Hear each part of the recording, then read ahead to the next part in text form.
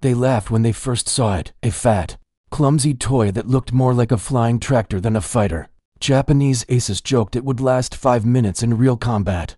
But within a year, this joke was shooting their entire Air Force out of the sky, achieving a kill ratio the world had never seen.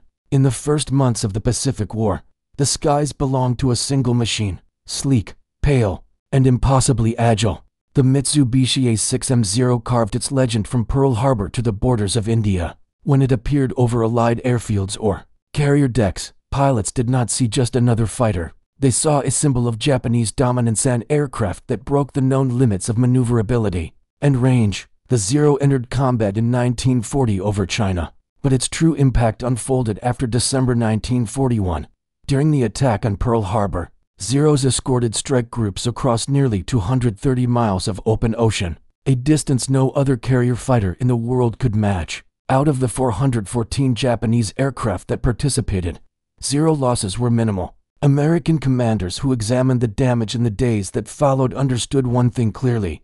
This was not just another airplane, it was a strategic weapon across Malaya, Singapore, the Philippines, and the Dutch East Indies. Allied pilots confronted the Zero with aircraft like the Brewster Buffalo, Curtiss P-40 Warhawk, and Hawker Hurricane. These fighters were sturdy and well-armed, but they were trapped in a doctrine designed for European air combat energy retention. Diving attacks, and tight formation tactics, none of it mattered. The Zero could outclimb, out-accelerate, and outturn them at almost every altitude. Allied pilots reported Zeros turning inside them in maneuvers that should have stalled any conventional fighter. By early 1942, the Zero's reputation had grown into myth.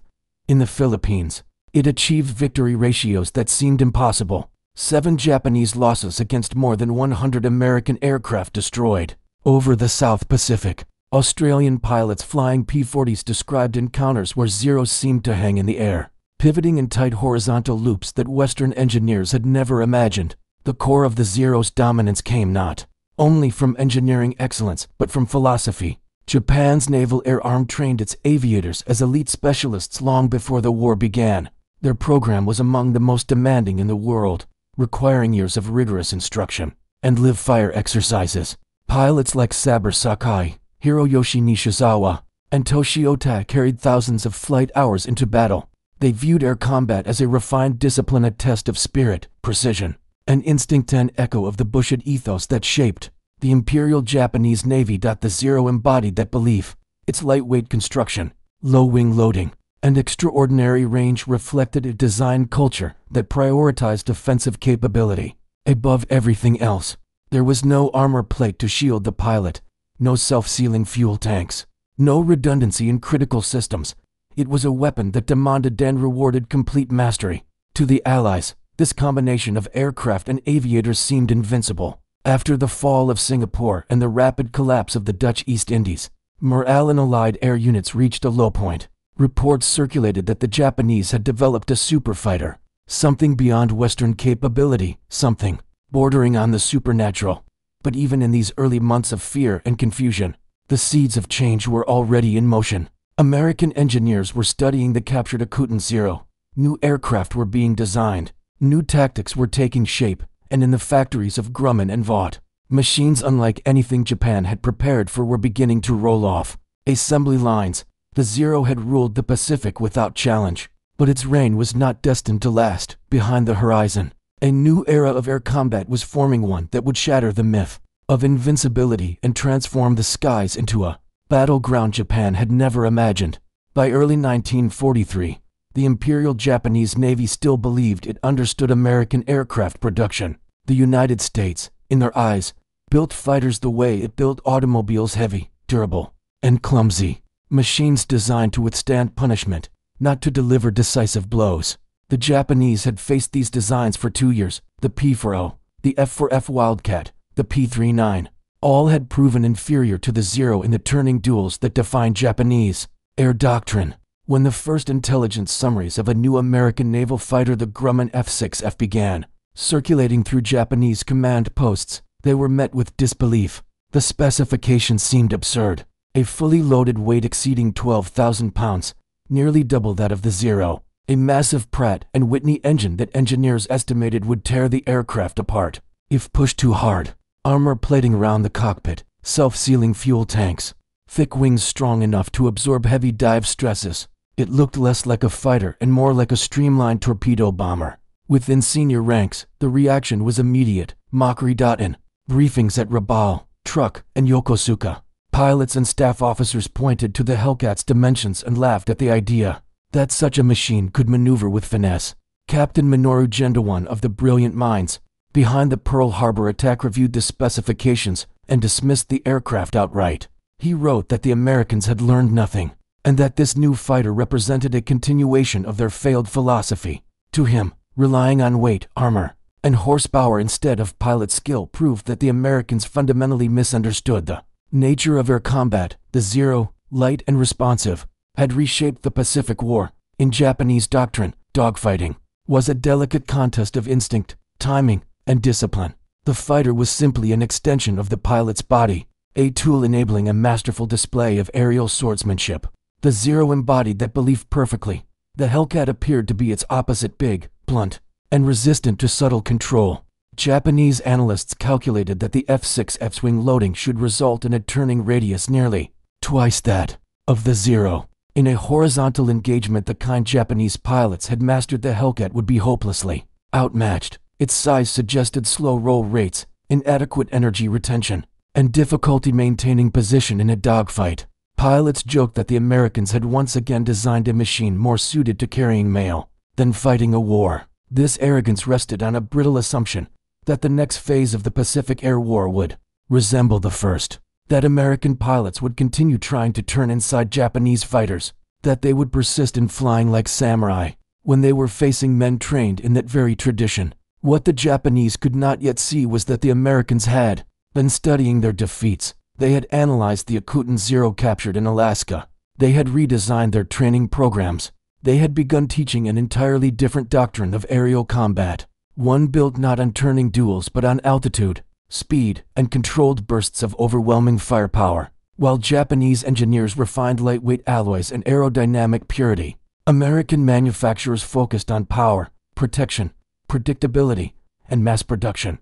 Behind the Hellcat's heavy frame stood the industrial force of the United States, factories running day and night, standardized parts, engines produced by the thousands, and a Navy determined to seize air superiority over every mile of the Pacific. Even more important was the shift in American tactical thinking. The F-6F was designed from the ground up not to outperform the Zero in its strengths, but to exploit its weaknesses. Its armor compensated for errors, its power allowed rapid climbs and dives, its durability meant pilots returned home to fight again and to learn. The Hellcat embodied a new kind of warfare, one built around survivability, teamwork, and systematized doctrine rather than individual brilliance. In 1943, Japanese pilots laughed at the Hellcat's proportions and weight. To them it was a punchline, a continuation of the clumsy American lineage. They saw steel and rivets where they believed spirit should be. But within months, that laughter would fade. The machine they mocked would soon become the instrument of their undoing, an aircraft engineered not for elegance, but for dominance. The first real test of the Hellcat came on September 1, 1943, in the skies near Marcus Island. Japanese patrols had been routine for months, usually ending with predictable victories. Veteran Zero pilots approached every interception with confidence shaped by 2 years of overwhelming superiority. Among them was Petty Officer First Class Yoshio Fukui, a seasoned aviator who had flown through some of the most intense air battles of the Pacific. Nothing he had seen prepared him for the encounter that unfolded that day. Fukui's formation was providing escort for a reconnaissance aircraft when 6 dark silhouettes appeared climbing from the southeast. At first glance, their size suggested bombers, large, slow, vulnerable. But as the aircraft drew nearer, the shape became unmistakable. A single massive radial engine, a wide cockpit, short tapered wings. It was unlike any American fighter they had seen. Fukui recorded his first impression in his after-action report. The Americans had mounted fighter guns on a torpedo bomber. There was no sense of danger, only curiosity. The standard tactic was clear. The Zero pilots would dive, turn inside the cumbersome American machines, and strike from the rear, the same maneuver that had defeated countless Allied fighters. Fukui rolled his aircraft into a steep descending turn, preparing to slice inside the unfamiliar opponent's arc. What happened next contradicted everything Japanese pilots believed about air combat. Instead of trying to match the turn, the F-6F pointed its nose skyward and went vertical, not slowly, not hesitantly, but with a surge of engine power that seemed impossible for an aircraft of its size. The Pratt & Whitney R280 engine producing more horsepower than any inline engine Japan possessed drove the Hellcat upward at a rate the Zero simply could not follow. Fukui attempted to climb after it. His lightweight Zero, designed for agility rather than raw power, immediately lost airspeed. The controls grew heavy, the aircraft began to buffet. He had flown countless engagements and knew instantly that he was on the wrong side of physics. The Hellcat reached altitude, stalled at the top of the climb, pivoted flawlessly into a hammerhead turn, and fell back toward him. Japanese pilots had long used vertical maneuvers to ambush opponents. They had never experienced one used against them with such speed and precision. The Hellcat's second surprise came seconds later. 6.50 caliber Browning machine guns opened fire, unleashing more than 1,700 rounds per minute, each bullet heavier, faster, and deadlier than anything mounted on a Zero. Fukui described the volume of gunfire as unprecedented. His aircraft shook violently as rounds tore into the unarmored fuselage. Only a desperate evasive spin saved him from immediate destruction. His wingmen and the reconnaissance aircraft were not as fortunate.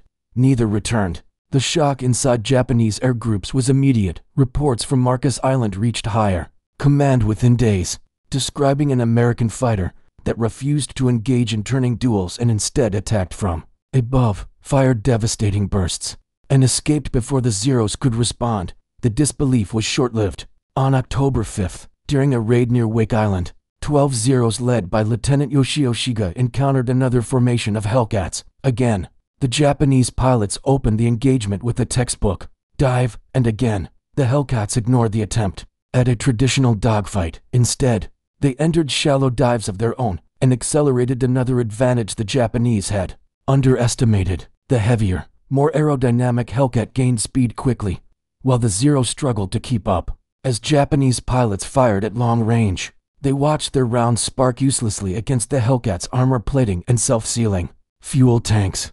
The Americans then used their altitude advantage to reverse the battle. They climbed above the Zeros, circled briefly at high altitude where the Zero's engine performed poorly, and then descended in coordinated, high-speed slashing attacks. 8 Japanese aircraft were destroyed. Not a single Hellcat was lost. The psychological impact rippled through frontline units. For 2 years, the Zero had dictated the rules of combat. Now, without warning, those rules were gone. Veteran pilots struggled to comprehend what they had witnessed. The enemy's fighter was not just strong, it was fighting an entirely different kind of war. It was faster, more durable, more heavily armed, and seemingly immune to traditional tactics. The shock was captured in one line repeated in multiple after-action reports. This should not be possible. The laughter that had greeted the Hellcats' specifications only months earlier was gone. In its place was the first realization that Japan's dominance in the Pacific sky was beginning to unravel. The shock of the Hellcat's first victories did not come from the aircraft alone. It came from the realization that American pilots were fighting with a doctrine Japan had not prepared for. The Pacific War had entered a new phase not defined by individual duels, but by the cold, precise application of systems thinking. The Hellcat was only the most visible part of that transformation. In the early months of the war, American fighter tactics often mirrored those used in Europe. Pilots flew in tight formations, attempted horizontal engagements, and underestimated the Zero's turn radius and climb rate. These mistakes, repeated across the Philippines, Malaya, and the Solomon Islands, produced devastating losses. But unlike Japan, whose elite pilot corps was irreplaceably small, the United States adapted quickly, reshaping its entire combat doctrine. At the center of this transformation was the concept of energy fighting. Instead of maneuvering to outturn an opponent, American pilots were taught to manage speed and altitude as strategic resources. Altitude became potential energy, speed became kinetic energy. By maintaining a higher energy state than the Zero, the Hellcat could attack from above, fire in a controlled burst, and climb out of danger. This single concept neutralized the Zero's greatest advantage, its agility in low speed. Horizontal turns. From energy fighting emerged the boom and zoom tactic. The Hellcat would dive onto a target at high speed, unleash its 6.50 caliber machine guns, then use its powerful engine to climb back to safety. It was not a duel. It was an ambush, executed through physics rather than finesse. The Zero, with its fragile structure and lower dive tolerance, could not safely follow. But American innovation did not end there. Long before the Hellcat entered combat, Lieutenant Commander John Thatch had studied the Zero's capabilities using intelligence reports from China and the Pacific. He developed a formation maneuver known as the Thatch Weave, a tactic specifically designed to counter more agile fighters. Two American aircraft would fly parallel courses, crossing pots repeatedly. Any Zero pursuing one aircraft would fly directly into the guns of the other. It was a tactic based on cooperation, deception, and timing, not individual brilliance. The Navy adopted it widely, and Hellcat units used it to devastating effect. Where Japanese pilots relied on instinct and personal mastery, American fighters leveraged communication. Radios were standard in every Hellcat, allowing pilots to coordinate maneuvers, call for help, and report enemy movements instantly. Japanese Zeros often flew with radios removed to save weight. The difference was profound. American formations fought as cohesive units, while Japanese pilots often fought as individuals. This shift extended far beyond the cockpit. On American carriers, fighter direction officers sat before radar screens that could detect incoming raids at distances up to 150 miles. They vectored Hellcat squadrons into ideal interception positions, giving them altitude, sun advantage, and timing. Japanese pilots, relying solely on visual detection, frequently entered engagements already at a disadvantage. By late 1943, Japanese aces understood they were facing not just new tactics, but an entirely new philosophy of warfare. Lieutenant Commander Tadashi Nakajima described the change in stark terms. The Americans, he wrote, fight as a single machine. Each Hellcat was a component in a wider network: radar operators, carrier controllers, air group commanders, and wingmen working in synchronization. Japan's emphasis on the warrior ideal, on the skill and spirit of individual pilots, suddenly seemed outdated. Veteran aviators, who had once dominated the Pacific with unmatched talent, now found themselves overwhelmed by a system that compensated for individual weaknesses and amplified collective strength. The Hellcat did not need to outturn the Zero. It only needed to force engagements on its own terms dictated by doctrine and supported by infrastructure Japan could not match. For the first time, Japanese pilots saw the future of air combat, a battlefield where survival depended not on instinct, but on coordination, where the aircraft was not the weapon, but the instrument of a larger design. The realization was unsettling.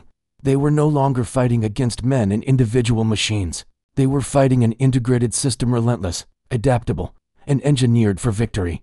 By late 1943, Japan's greatest advantage in the Pacific, the unmatched skill of its veteran pilots, had begun to disappear. The early war aces who had dominated the skies over China, Malaya, and the Philippines were now gone, lost in battles that Japan could not afford to fight. Each one represented years of training, discipline, and irreplaceable combat experience. Their deaths created a vacuum the nation was no longer capable of filling. Japan's naval air training program before the war was among the most demanding in the world. Pilots spent nearly 3 years in preparation and entered combat with 600 to 800 flight hours.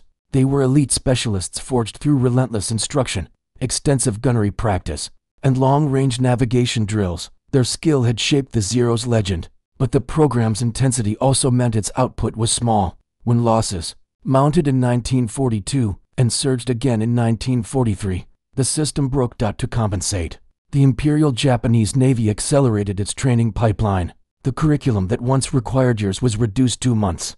The minimum flight hours needed for carrier qualification were cut again and again, until some pilots reached combat with barely 150 to 200 hours of total experience, less than half of what they would have received before the war. In the most desperate months of 1944, some trainees arrived at the front with even less.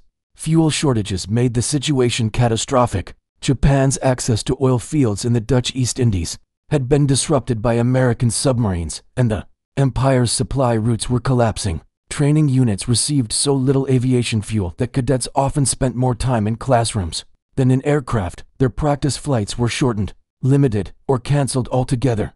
Gunnery training, which required large amounts of fuel and ammunition, was almost non-existent. Pilots who were expected to face the deadliest fighter in the Pacific had sometimes never fired their guns in the air before their first combat mission. In contrast, American pilots arrived in theater with an average of 300 to 350 flight hours, an extensive live-fire experience.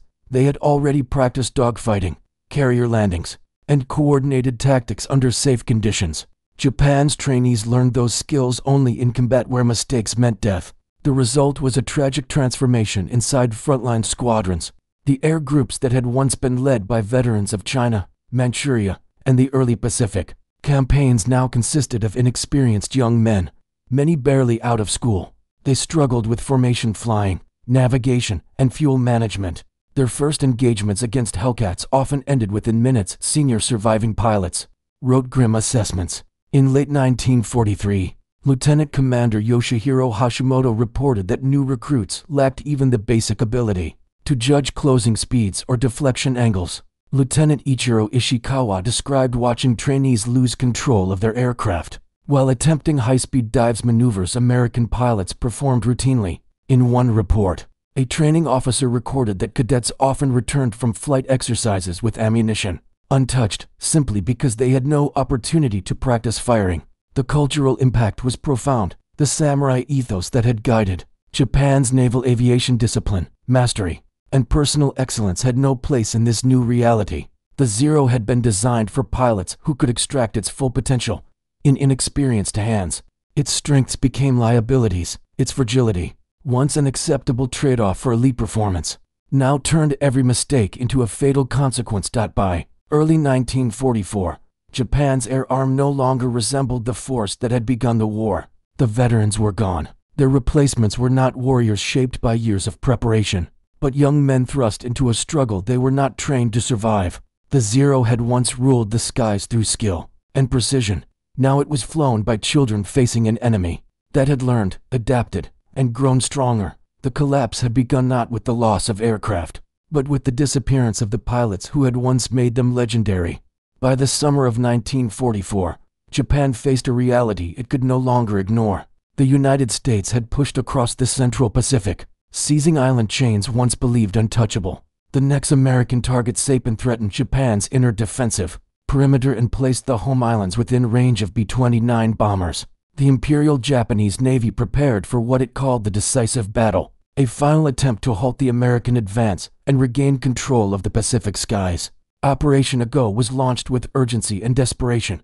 Japan gathered what remained of its carrier aviation, 9 carriers and roughly 450 aircraft. Many of the pilots assigned to fly them were inexperienced, some with only 100 hours of total flight time. Their commanders, however, still believed in the long reach of Japanese aircraft. With superior range, they envisioned striking the American fleet before the enemy could respond. Across the ocean, the U.S. Navy assembled Task Force 58, the most powerful carrier force in history. It deployed 15 carriers, Essex-class fleet carriers and Independence-class light carriers launching over 950 aircraft. Nearly half were F-6F Hellcats, flown by seasoned pilots who had already spent months honing their skills in combat and structured training programs. The battle began on June 19, 1944, and from the first moments, the difference between the two sides' capabilities was unmistakable. Japan's first Strike Wave 69 aircraft launched at dawn. Their plans seemed sound on paper: approach from extreme range, attack the American fleet, and withdraw before the Hellcats could intercept. But the United States possessed an advantage Japan had never confronted on such a scale: carrier-based radar networks integrated directly into fighter direction centers. As the Japanese aircraft approached, American radar operators detected them more than 150 miles away. Fighter directors aboard carriers like the USS Lexington and USS Enterprise calculated altitude, bearing, and speed. They then vectored dozens of Hellcats into perfect interception positions with precision the Japanese could neither detect nor counter. At 20,000 to 30,000 feet, Hellcat squadrons waited in layered formations. Pilots later described the view as a steel curtain in the sky. Lieutenant Zenji Abe, escorting the first Japanese wave, spotted the Hellcats just minutes before contact. The sight stunned him. American fighters stacked in organized patterns, positioned with an altitude advantage, the sun at their backs. The engagement lasted barely 12 minutes. 42 of the 69 Japanese aircraft were shot down. Only a handful reached the American fleet, and their attacks caused minimal damage. The second wave met the same fate. As Japanese formations pressed forward, Hellcats dove from above in disciplined, coordinated attacks. Their .50 caliber machine guns shredded unarmored Zeros and Judy dive bombers. Many Japanese pilots, lacking experience in high-speed maneuvering, stalled or lost control during evasive turns. Others fled, low on fuel, without ever firing a shot. By midday, American pilots realized the scale of the imbalance. They climbed, dove, and repositioned under the steady voice of fighter controllers, who updated them continuously using radar. Every Japanese approach was predicted, every route was anticipated. In contrast, Japanese aviators had only the horizon and their instincts. The third and fourth attack waves, over 130 aircraft combined, suffered catastrophic losses. More than 120 were destroyed. Many never made visual contact with the American fleet. Some ran out of fuel on the return leg, ditching in the ocean. Entire squadrons vanished. For veteran Japanese officers watching from carriers like Tei and Shikaku, the scale of the disaster was unthinkable. On American ships, stunned pilots returned with stories of near one-sided battles. Commander David McCampbell, who would later become America's top Navy ace, described diving onto aircraft that seemed unaware of how to counter high-speed attacks. Others spoke of new pilots who could not recognize when they were being flanked or outmaneuvered. U.S. pilots shot down so many aircraft that day, they joked it resembled turkey hunting back home. The grim nickname the Great Marianas Turkey Shoot spread across the fleet. Japan's losses were beyond catastrophic. By nightfall, more than 350 carrier aircraft had been destroyed, nearly the entire attacking force. American losses totaled around 30 aircraft from all causes. The Empire's naval air arm, once the most feared aviation corps in Asia, had virtually ceased to exist in a single day. Humiliation spread through the Japanese command. Reports from surviving pilots described being overwhelmed, attacked from impossible angles, and facing an enemy that knew their position before they appeared. Admiral Jisaburo Ozawa wrote that the Americans had achieved what Japan considered impossible, the industrialization of air combat. His pilots were not defeated by superior individuals. They were erased by a coordinated machine built on radar, doctrine, communication, and mass production. For Japan, June 19, 1944, marked more than a military defeat. It marked the collapse of an entire era. The myth of the Zero, the samurai ethos of individual mastery, and the belief in spiritual strength over material power all shattered in the skies over the Philippine Sea. The decisive battle had been fought, and in a single day, the sky broke. By late 1944, Japan's air arm was a shadow of the force that had terrorized the Pacific in the war's opening months. The Great Marianas Turkey Shoot had wiped out its carrier pilots. Continued losses over the Philippines, Formosa, and the South China Sea finished what remained. The Imperial Navy no longer possessed the trained aviators needed to challenge American air power. Faced with the collapse of its aviation corps, Japan made a decision that signaled the end of conventional air warfare. It turned to suicide attacks. The kamikaze, meaning divine wind, was introduced during the Battle of Leyte Gulf. Vice Admiral Takehiro Nishi proposed the tactic with stark logic. A Zero engaging a carrier conventionally had almost no chance of penetrating the Hellcat screen. Its unarmored frame and inexperienced pilot corps guaranteed destruction long before it reached its target. But if the plane itself became the weapon, Nishi argued, the chances of inflicting damage rose dramatically. Many commanders opposed the idea, but Japan's strategic situation left little alternative. These attacks were carried out by young men, many barely 18 or 19. Some had only a few dozen hours of flight training. They were told their sacrifice might save the nation. The aircraft they flew, Zeros, Oscars, Judys, had once been symbols of elite mastery. Now they were crude delivery systems for a final act of desperation. Against this tide, the Hellcat took on a new role. It became the shield of the U.S. Pacific Fleet.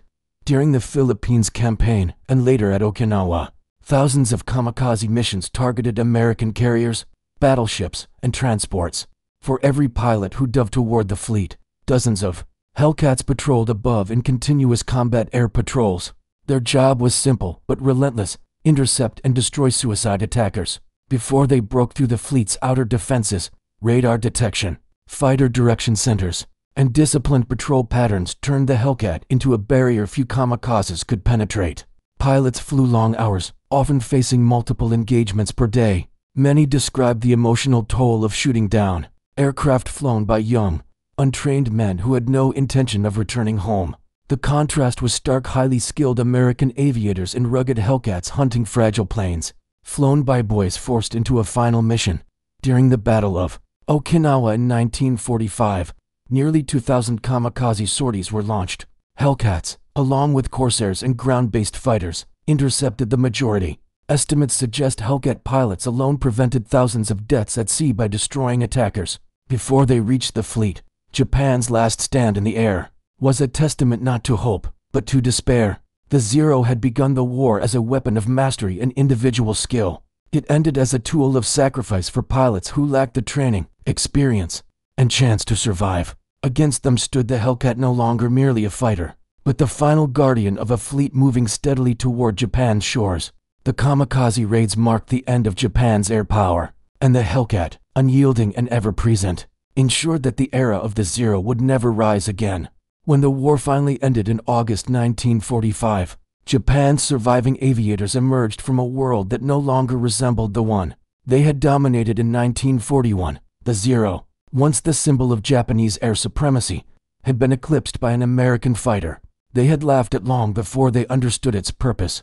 In the years that followed, interviews with former pilots, designers, and commanders revealed a striking mixture of regret, clarity, and respect. Saber Sakai, one of Japan's most celebrated aces, spoke openly about the transformation he had witnessed. In post-war interviews, he reflected on the moment Japanese intelligence first reported the Hellcat's specifications. Like many in the Imperial Navy, he had found the aircraft's weight and size absurd. It seemed impossible that such a machine could maneuver with any finesse, but after encountering the F-6F in combat, his view changed completely. Sakai later said that the Hellcat represented a new age in warfare, one defined not by individual skill or spiritual strength, but by engineering, durability, and overwhelming firepower.